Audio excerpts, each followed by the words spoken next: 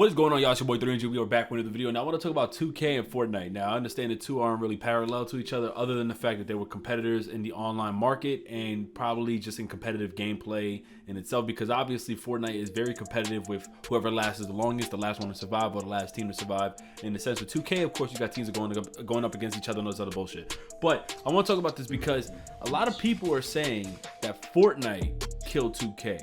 And I wouldn't necessarily disagree with that. Absolutely not. But I don't think that's what kind of like killed 2K. I think 2K killed 2K. And I'll explain. Pretty much, we noticed or realized over the course of a few months that Fortnite has blown up. Fortnite blew up to be this big juggernaut of a title and the best example of a free-to-play game. So not only has it just been super addicting to so many players, but it also proven to be one of the best examples to show off a free-to-play gimmick, as far as it being a free-to-play game with microtransactions that were optional. You can still have the same experience with other players. There's no pay-to-win system. It's just merely just cosmetics and looks for the game. Now, I will say this. Fortnite has had a huge impact in the community on YouTube. Now, everything I'm gonna be speaking about is in terms of YouTube. Anything outside of YouTube, I'll also make a mention for it. So 2K came out like September 15th or something like that. September 16th. I have it right here. Let me just double check. Came out September 15th of last year.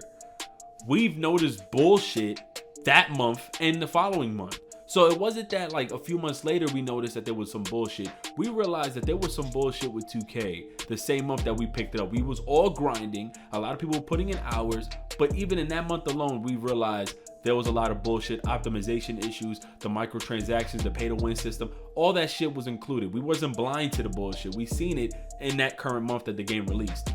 Also, within a week or two later, Fortnite came out with their Battle Royale mode. Fortnite's been out for a while before that, but their Battle Royale mode kind of released in its beta access, and several people were playing. Mind you, PUBG was still the stomper of Battle Royale games. They were still up here.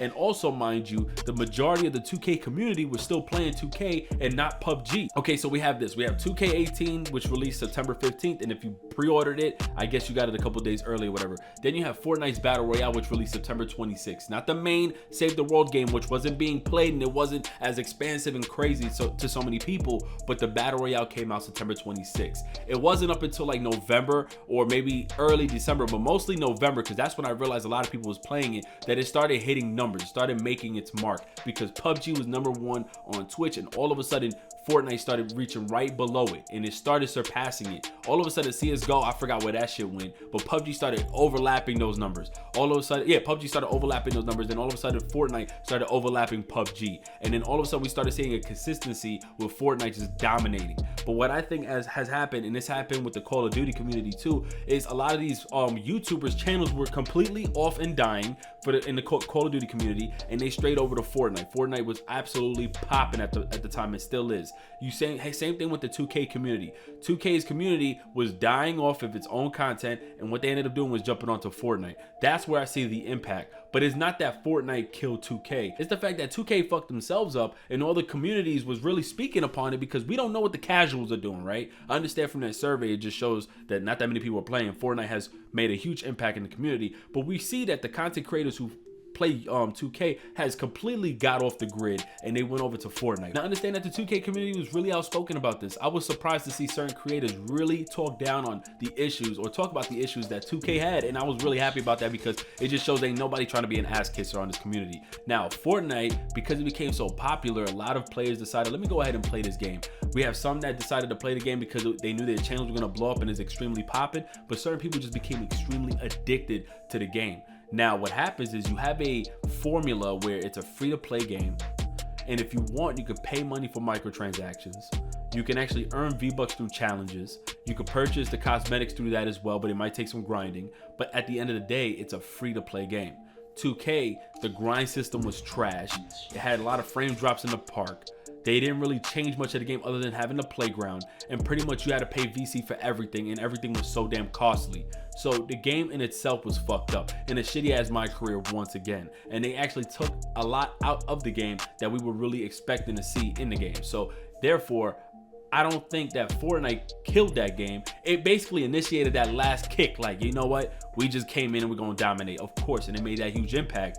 But I think just the 2K community in itself looked at what was presented to them and just was like, yo, we not satisfied with this shit, and decided to leave. Plus, once again, the shit was fucking up everyone's channel. Everybody uploading 2K is like, nobody gives a fuck. 2K is so damn trash right now, and Fortnite's really kicking ass. And I think that just added fuel to the fire. That's just my opinion. Of course, like I said, I agree that Fortnite definitely played a role in fucking up that community, but I don't think it was the overall, just the beginning of why people stopped playing 2K. People stopped playing 2K because 2K fucked up.